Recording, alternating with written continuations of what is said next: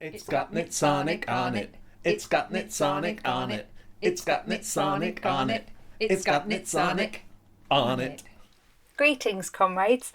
I'm Felicity Ford, also known as Felix. I work with knitting and with sounds, and when my projects combine these two interests, I call them Knitsonic. Today I want to talk about the Spring 2016 Mittsalong, which was themed around translating magnolia trees into stranded colourwork and which used my fingerless mitts pattern as a canvas on which to experiment with ideas.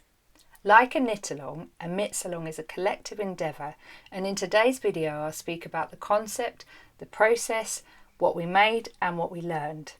I'll use my own mitts as a case study, but I'll also share work from comrades in the Knitsonik Ravelry group who took part and gave me permission to show their work here. So the concept for the Mittsalong is to create a pair of fingerless mitts which are useful and cosy and warm, but which are also a playground for experiments in stranded colourwork.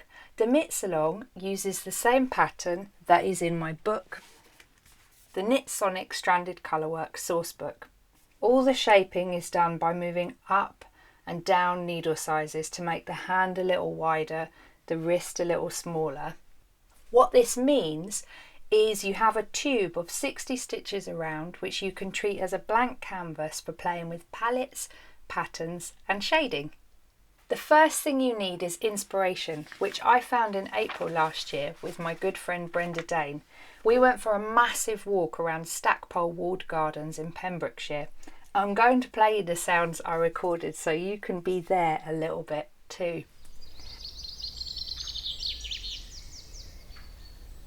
I was mesmerised by a magnolia tree I saw there, and I felt like I often do, which is, that's so beautiful, I must knit it.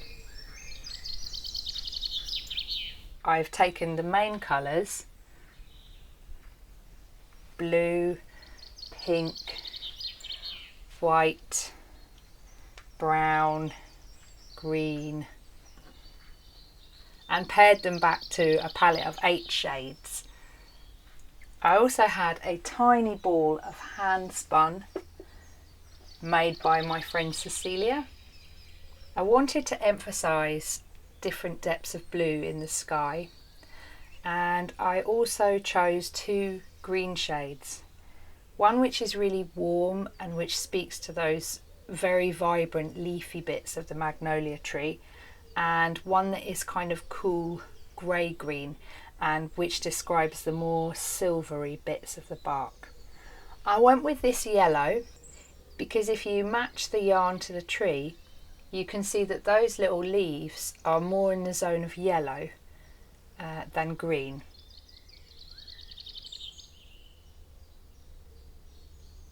I'm not sure what the yarn brand is here, but Fiberfryd has got more than 8 shades. Having all these extra shades, as you'll see in a minute, does give you options for shading very subtly.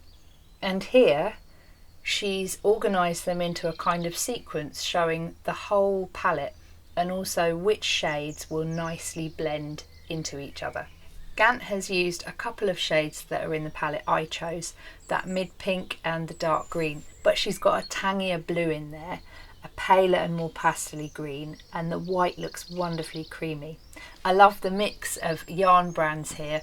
What a thrifty use of stash! Like Fiberfryd, she's also created a kind of palette stick here to show how the yarn shades work together, and I see a purple added in there as well. Joshmoll also working from stash here, 3 pinks, 2 deep reds, 3 interesting golden greens, a white and 2 blues. And Sarahhandson here using the same palette as me but with grey added, an extra pink in there and an extra green. I love this kind of crowdsourcing of the colours of magnolia against the sky.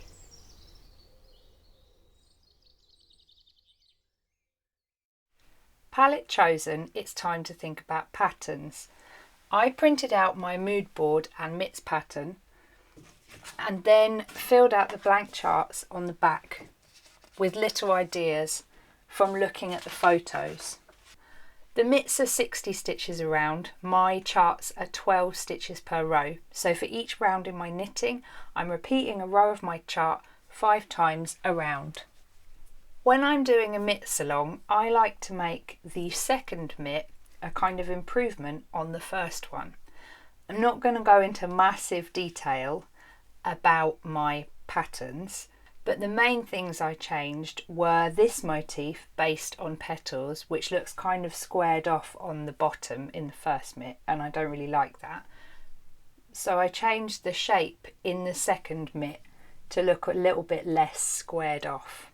This little pattern is made by looking at how the branches sort of tangle, and in the first mitt I don't think you can see that so clearly, so I've repeated that pattern several more times in the second mitt to give you a greater sense of lots of tangly branches. BirtheP has filled out her blank charts with pattern ideas. You can see leafy shapes and a sort of diagonal shape that's a bit like the bud shape of a magnolia, and she's done what I do and written the shade names beside the start of each round. Inalin has experimented with bold geometric shapes that use their size to really stand out from each other. Sarahhandson has done these gorgeous process drawings, really looking at all the shapes, and then you can see her drawings here, first as sketches, then little charts, and then knitted. So you can see the progression of the patterns really nicely there. And SyllyMae has drawn out her patterns here on the chart and then experimented with the shading as well, which is sort of the opposite of how yumiket has explored this idea of pattern. Yumiket makes amazing swatches, and this is her experiment with patterns, and to sort of eliminate all the other questions about colours and shading, she started out by just looking purely at shapes and patterns and working a swatch in just 2 colours. With palette chosen and patterns charted, you can think about how to sequence your shades as you knit. Shading is about light and dark. So some ideas I had when working on my mitts were about how the light hits the branches of the magnolia tree in different ways. Sometimes they appear silvery, sometimes they look a warm, kind of lush green, and when the light catches the leaves, they look sort of golden.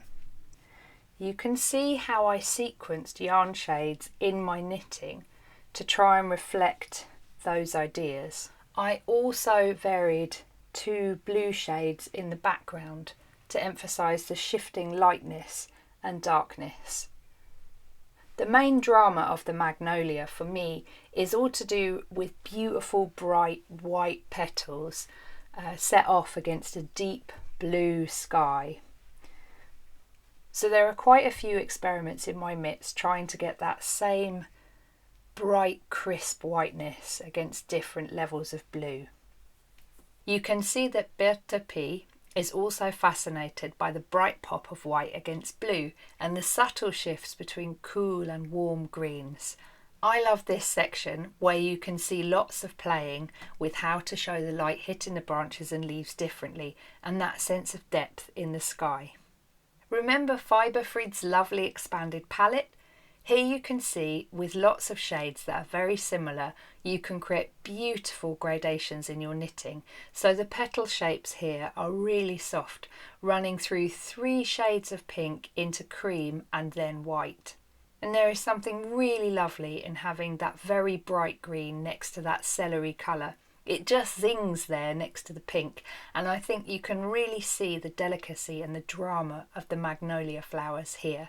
A totally different use of shading here from Gandt, who has created high contrast drama in her mitts. It's so amazing how that lattice work of branches starts out a deep terracotta brown and then is cooled through those greens and blues. And then it's almost like a wreath of flowers around her hand, and I absolutely love how that bright white stands out so strikingly against the darker blue she's used.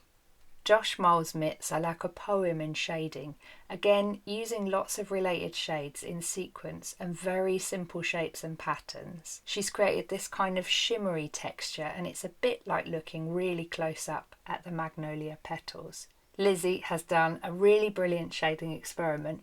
exploring how to describe the pinkness of the petals against different shades of sky. And this ribbed cuff is just lovely, starting out so stark and monochrome and gradually getting warmer and more saturated until you come to this glorious blue and gold.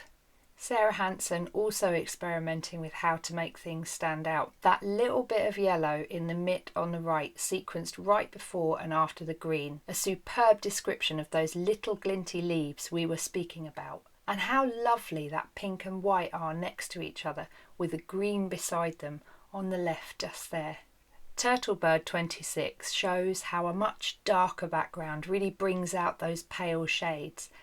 And in 3 different swatches, Yumiket explores what happens to the patterns she made earlier when she knits them in different shades. This is a mix of blues, pinks and greens, and she's using way more shades than I included in the kit here. And then here is a whole exploration just of pinks and whites in petals, and then finally a swatch that she completed where she felt she brought it all together, the greens, the blues, the whites and the pinks.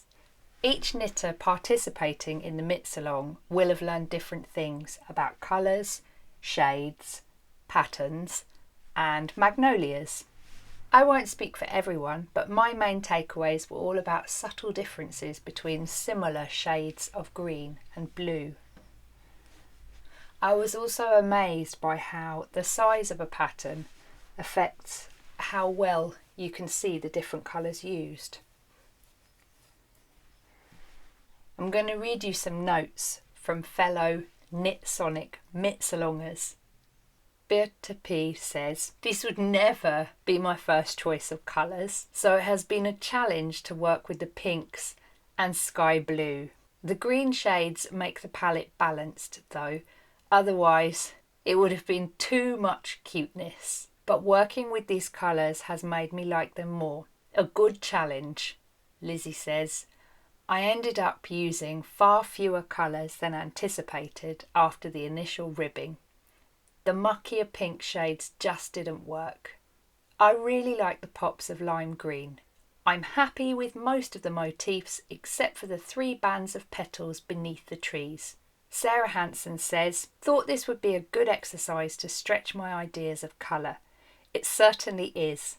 They are not colours that I would have chosen. It is interesting how different 2 white stitches vertically look from 2 white stitches side by side."